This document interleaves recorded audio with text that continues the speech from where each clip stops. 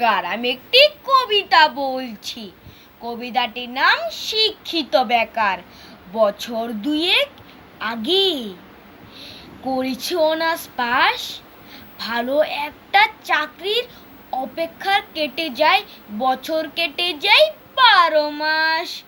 কত শত চাকরির বিজ্ঞাপন, চাকরি শুধু নাই, তবুও চোখে স্বপ্ন নিয়ে চাকরির পরীক্ষার প্রস্তুতি নিয়ে চাকরি নিয়ে যায়।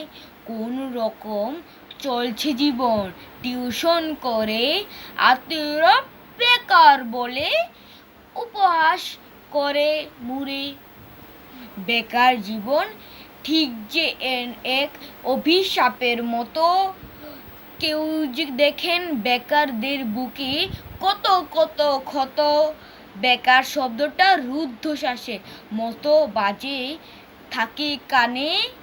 শিক্ষিত বেকাররাই বুঝে বেকার জীবনের মানে। ধন্যবাদ। এই ভিডিওটি সাবস্ক্রাইব লাইক করে